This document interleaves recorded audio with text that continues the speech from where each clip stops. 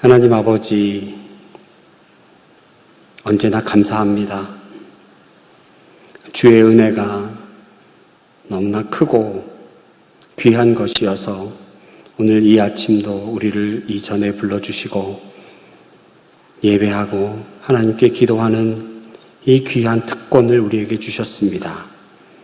주신 말씀을 바르게 깨달아 역사에 나타난 인물들을 통하여 우리에게 교훈하시는 바 하나님의 본뜻을 바르게 깨달아 순종하는 우리 모두가 될 수 있도록 하나님 함께하여 주시옵소서. 믿고 감사드리며 예수님 거룩하신 이름으로 기도하옵나이다. 아멘. 열왕기하를 읽을 때 우리가 주목해야 할 것 두 가지를 한번 말씀드렸지만 이 아침 다시 한번 말씀드리도록 하겠습니다. 열왕기하 북쪽 이스라엘과 남쪽 유다 왕들을 각각 기록한 것이 아니라 또 한 장 한 장 별로 한 것도 아니고 열왕기상 각각에 보면 이스라엘 왕이 누구일 때 남유다의 왕은 누구였고 남유다의 왕이 누구일 때 북쪽 이스라엘 왕은 누가 다스렸더라라는 기록들이 함께 있는 것으로 보아 하나님이 북쪽 이스라엘은 저버린 백성들, 그죠? 있으나 마나한 백성들, 그리고 유다만 이렇게 하나님 사랑하는 그런 백성이 아니라 모두가 다 하나님의 자녀고 하나님의 백성이다라고 하는 것을 교훈하는 내용이었습니다.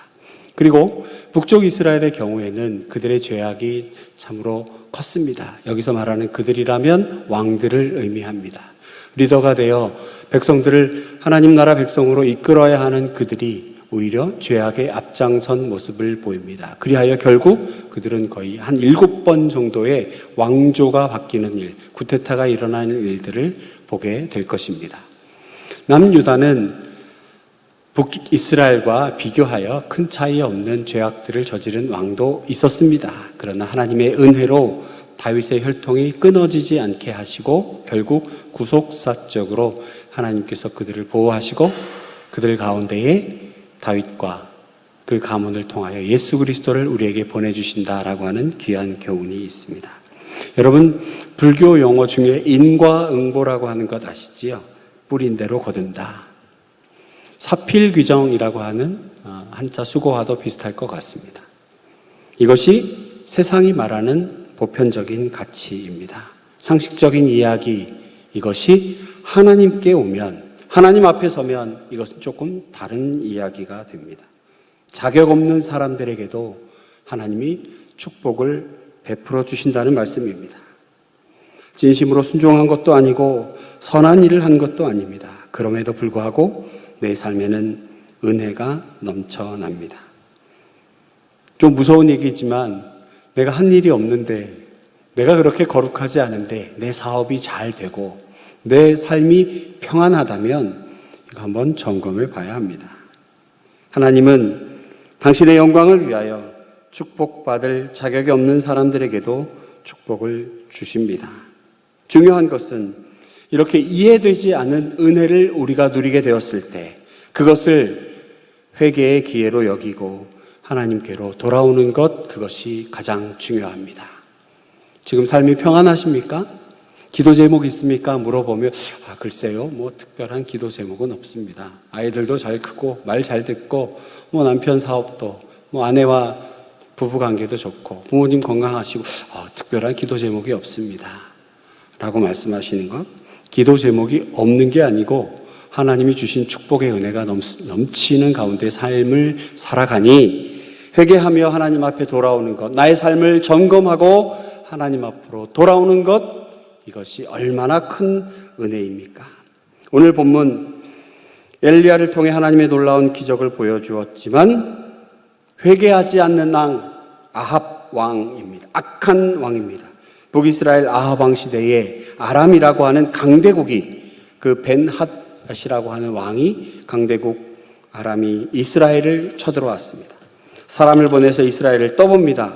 이스라엘이 순순히 나오니까 당장 가서 눈에 보이는 대로 가져가겠다 합니다. 아내와 자녀들과 은금을 가져가겠다라고 말합니다.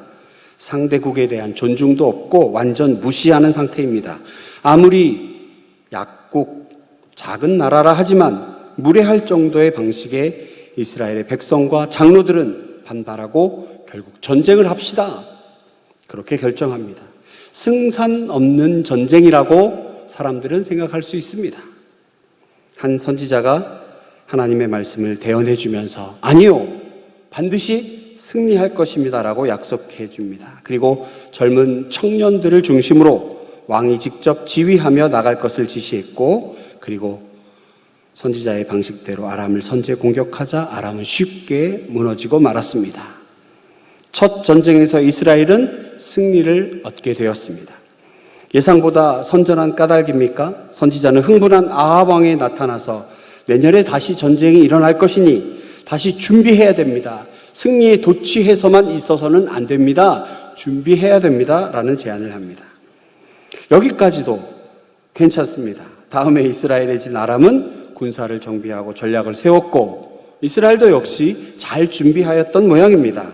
자, 아람의 전략은 이런 것이었습니다. 우리가 왜 졌지? 왜 졌을까? 실패를 거울 삼아 전쟁을 곱씹어 보니 이건 산에서 싸워서 그랬다. 저들은 산에서 싸우는 것이 익숙한 자들이니 이제 그들을 골짜기로 불러내자. 평지에서 전쟁하면 이길 것이라고 생각했습니다.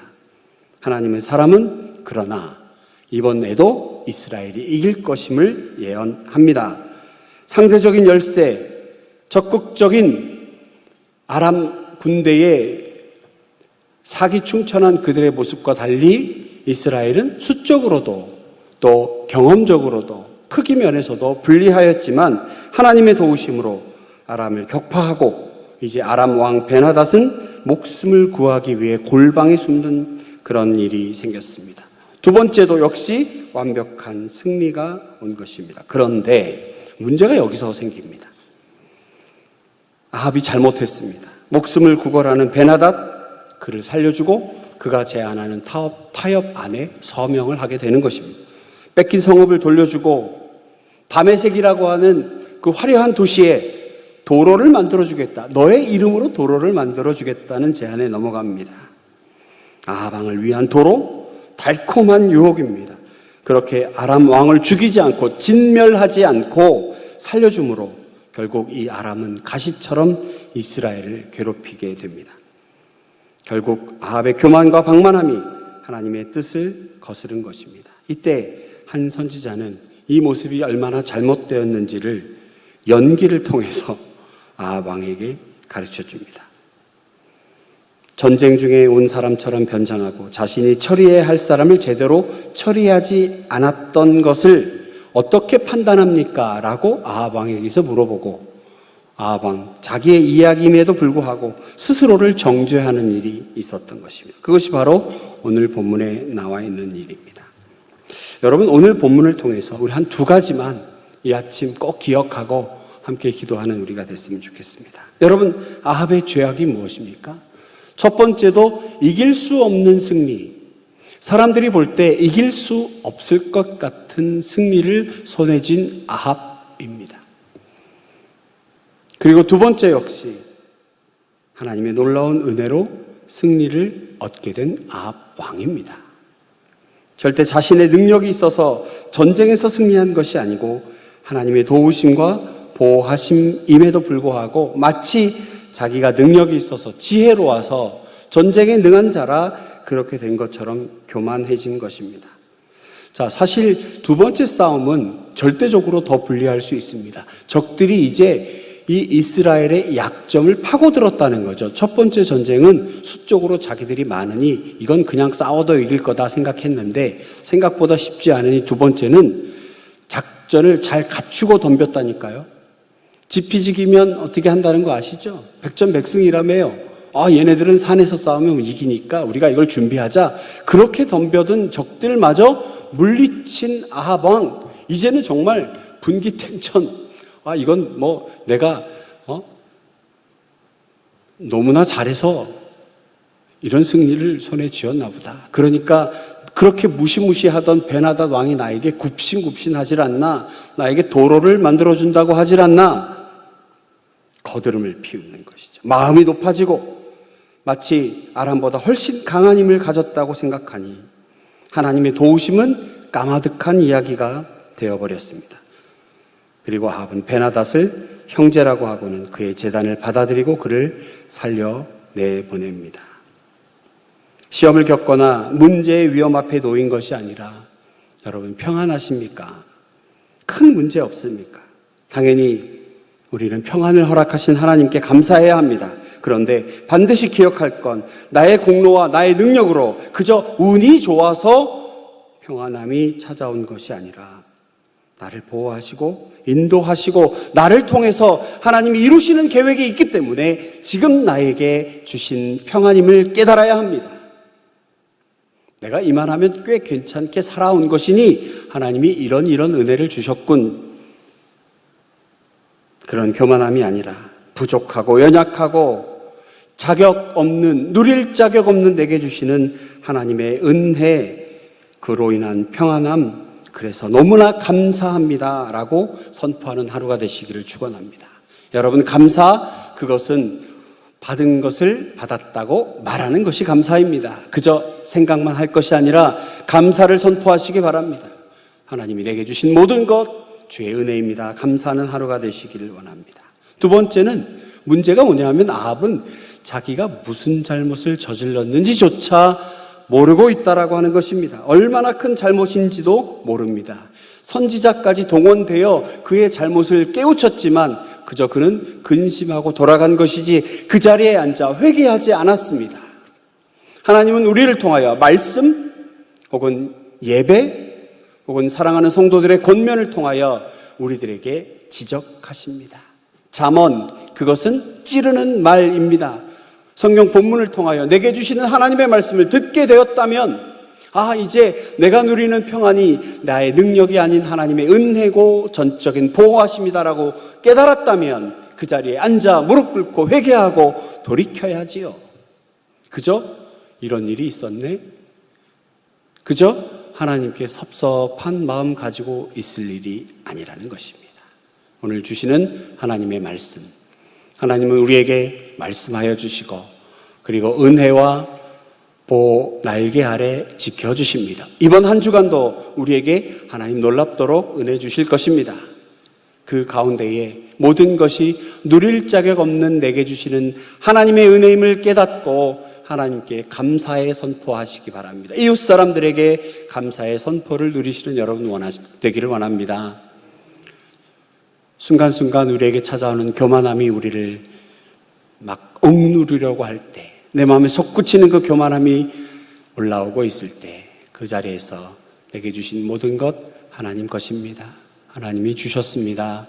그러나 나의 교만함이 이것을 가만두질 않습니다. 주여 나를 눌러주시옵소서. 성령께서 빈들에 마른 풀같이 시들어버린 나의 영혼, 그 열정, 온데간데 없는 하나님을 향한 감사의 열정, 그리고 돌이켜 하나님 앞에 무릎 꿇는 그 열정을 주여 회복시켜 주시옵소서. 간절히 기도하시는 여러분 되시기를, 그리하여 하나님의 놀라운 은혜의 주인공 되시는 여러분 되시기를 축원합니다.